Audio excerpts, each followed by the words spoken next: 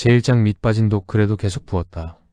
어떤 집에는 말로 설명하기 어려운 구조가 있습니다. 아무리 채워도 채워지지 않는 구조. 가져가도 또 가져가도 막지 못하는 구조.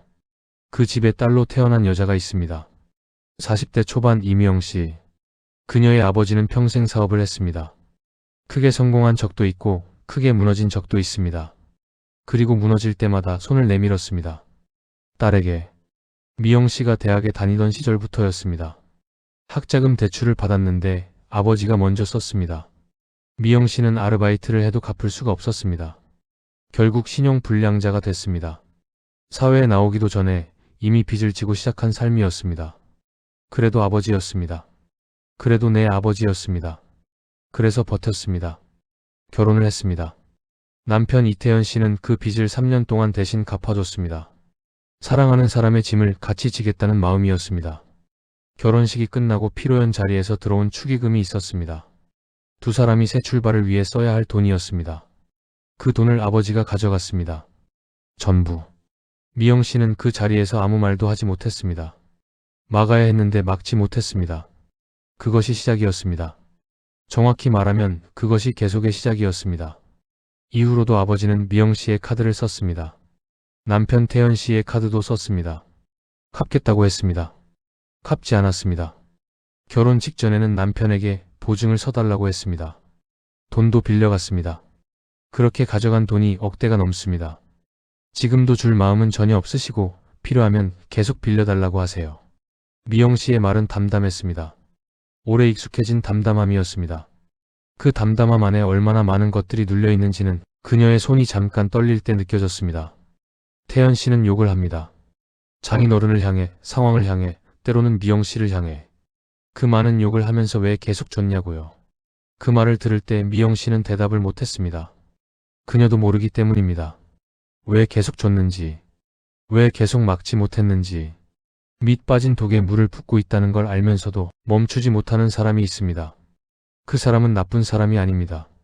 그냥 아직 아버지를 놓지 못한 딸입니다. 제2장 아들이 엄마를 원망하는 집. 이 집에는 아들이 있습니다. 성인이 된 큰아들입니다. 어릴 때부터 축구를 했고 아버지 태현 씨와 함께 많은 시간을 보냈습니다. 연습을 데려다주고 경기를 함께 보고 이른 새벽 훈련을 챙겨준 사람이 아버지였습니다. 그 시간이 쌓여 아들은 아버지 편이 됐습니다. 아들은 이렇게 생각합니다. 아빠가 회사를 그만둔 건 엄마 때문이다. 아빠가 그동안 벌었던 돈을 다 엄마가 갖다 썼다. 아빠가 화를 내는 건 당연하다. 엄마 때문이다. 그 말을 미영 씨는 들었습니다. 아들에게 직접 들었습니다. 어른에게도 상처가 되는 말이 있습니다. 자식의 입에서 나왔을 때는 그 상처의 깊이가 다릅니다. 미영 씨가 방 안에서 잘 나오지 않는 날이 있습니다. 아버지 문제로 남편과 싸운 날이면 문을 닫고 들어갑니다. 화장품 구매 방송을 보거나 조용히 시간을 보냅니다. 그럴 때 아들은 아버지와 이야기를 합니다. 엄마는 없고 아들과 아버지만 있는 자리.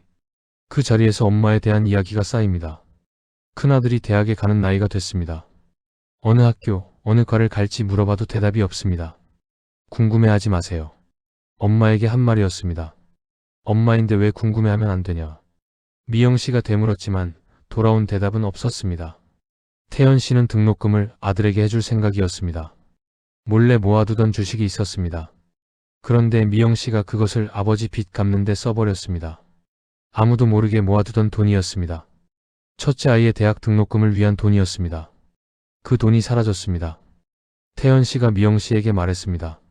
그것만은 안 된다고. 그 돈이 뭔지 알고 있었냐고.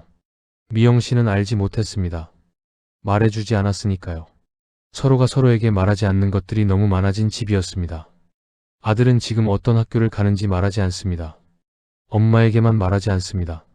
그 사실이 미영 씨를 가장 아프게 합니다. 돈을 잃은 것보다 아들을 잃어가는 것 같은 느낌이 더 무겁습니다. 자식의 외면은 어떤 빚보다 갚기 어렵습니다. 제3장 무당이 사주를 타고났다는 말. 미영 씨에게는 오래된 고민이 하나 더 있었습니다. 어느 날부터인가 다른 사람들의 감정이 느껴졌습니다. 만나지도 않은 사람의 상황이 보이는 것 같은 순간들이 있었습니다. 신경 쓰지 않으려 했지만 그런 일들이 반복됐습니다. 누군가가 말했습니다. 당신은 무당의 사주를 타고났다고. 내림굿을 받아야 한다고. 그 말을 들은 순간 미영 씨의 머릿속이 복잡해졌습니다. 두렵기도 했고 이상하게 끌리기도 했습니다. 그 뒤로 미영 씨는 점을 보기 시작했습니다. 상담도 받았습니다. 수백 명의 사람을 상담해 주기도 했습니다. 그런데 상담을 할 때마다 이상하게 지쳤습니다. 에너지가 빠지는 것 같았습니다. 내 것을 다 빨리는 것 같은 느낌. 그래서 점점 줄여나갔습니다. 남편 태연 씨는 이해할 수 없었습니다. 사업은 안 풀리고 장인어른 문제는 해결이 안 되고 그 와중에 아내는 점을 보러 다닙니다.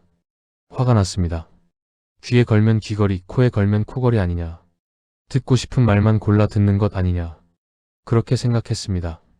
이게 뭐야? 밑 빠진 독에 물 붓기로 오만 거 다 하려고 그러고. 이게 무슨 장르냐. 태연 씨의 말에는 분노가 담겨 있었지만 그 안에는 두려움도 있었습니다. 아내를 잃어가고 있다는 두려움. 이 상황을 어디서도 해결받지 못하고 있다는 두려움. 그래서 결국 두 사람은 무속인을 찾아가기로 했습니다. 함께. 적어도 거기서 답을 받아보자는 마음이었습니다. 제사장 보살이 말했다. 당신은 아닙니다. 두 사람은 일요일에 예약을 잡았습니다. 서울로 올라가는 길 차 안에서 말이 없었습니다. 태연 씨는 조수석에서 창밖을 봤습니다. 미영 씨는 핸들을 잡은 손에 힘을 줬습니다. 보살 오영주 씨는 조용한 공간에서 두 사람을 맞았습니다. 향 냄새가 났습니다. 미영 씨는 앉자마자 물었습니다. 제가 정말 내림굿을 받아야 하는 사람인가요? 무당의 사주를 타고난 건지 궁금합니다. 아니라고 하면 너무 다행인 거죠. 그 말에 그녀의 진심이 담겨 있었습니다. 사실은 아니기를 바라고 있었습니다. 보살 오영주 씨는 잠시 말이 없었습니다. 그리고 천천히 입을 열었습니다. 당황스러운 이야기가 있었어요. 그 한마디에 미영 씨의 심장이 조여들었습니다.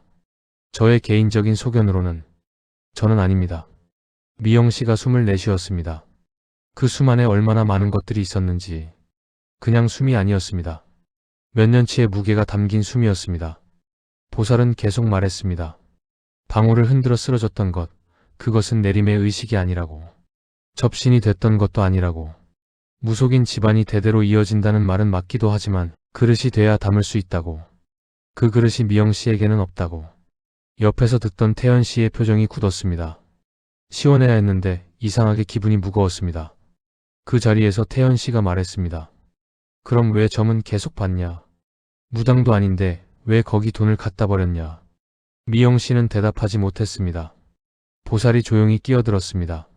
남편분은 지금 화를 내시는 게 아니에요. 무너지고 있는 거예요. 그 말이 두 사람 사이에 떨어졌습니다. 태연 씨는 고개를 돌렸습니다. 미영 씨는 손을 무릎 위에 모았습니다. 보살은 두 사람을 번갈아 보며 말했습니다. 두 분 다 똑같아요. 남의 말을 듣지 않아요. 인정도 안 하고 고집도 세요. 한 분은 성질 내면서 하는 거고 한 분은 해맑은 얼굴로 하는 거예요. 차이는 있는데 문제는 두 분 다한테 있어요. 지금 그 아버지 문제는 그냥 양념 같은 거예요. 양념이라는 단어에 태연 씨가 입술을 깨물었습니다. 미영 씨는 눈을 내리깔았습니다. 아버지가 핵심이 아니라는 말. 두 사람 사이 자체가 문제라는 말. 그 말이 가장 아팠습니다. 재우장 나는 잘 되자고 한 건데 왜 매번 어긋나냐. 돌아오는 차 안에서 태연 씨가 말했습니다. 나는 잘 되자고 하는 건데 왜 매번 한 박자 어긋나는 것 같냐. 미영 씨는 대답하지 않았습니다. 나도 답답해. 왜 자꾸 어긋나는지. 두 사람 모두 답답합니다. 두 사람 모두 잘하고 싶습니다. 그런데 결과는 항상 엉킵니다. 태연 씨는 사업이 잘 안 됩니다. 한때는 잘 됐습니다. 회사도 다니고 수입도 있었습니다. 그런데 무언가가 계속 발목을 잡았습니다. 장인어른의 빚이 그중 하나였습니다. 아내의 점 상담 비용이 그중 하나였습니다. 아내가 등록금으로 쓰려고 모아둔 주식을 빚 갚는데 써버린 것이 그중 하나였습니다. 태연 씨는 말합니다. 나는 당신이 알아서 다 해서 술술 넘어갔으면 좋겠어. 근데 자꾸 어긋나니까 답답한 거야. 그 말 안에 오래된 피로가 있습니다. 믿고 싶은데 믿기 어렵다는 피로. 놓아주고 싶은데 놓을 수 없다는 피로. 미영 씨도 말합니다. 나는 나름대로 잘해보려고 한 건데 결과적으로 안 좋아. 나는 아무것도 안 해야 되냐. 그 말 안에는 억울함이 있습니다. 좋은 마음으로 시작했는데 항상 나쁜 결과가 됩니다. 아버지를 도운 것도 좋은 마음이었습니다. 상담을 해준 것도 누군가를 돕고 싶은 마음이었습니다. 근데 왜 항상 이렇게 됩니까? 두 사람이 각자 다른 방향을 보고 있습니다. 같은 집에 살고 같은 밥을 먹고 같은 아이들을 키우면서 서로 다른 방향을 보고 있습니다. 보살의 말이 떠오릅니다. 두 분한테 있어요. 아버지가 아니라 두 사람 안에 문제가 있다는 말. 태연 씨의 속마음이 흘러나왔습니다. 쫄딱 망해버렸잖아. 지금도 계속 바닥이야.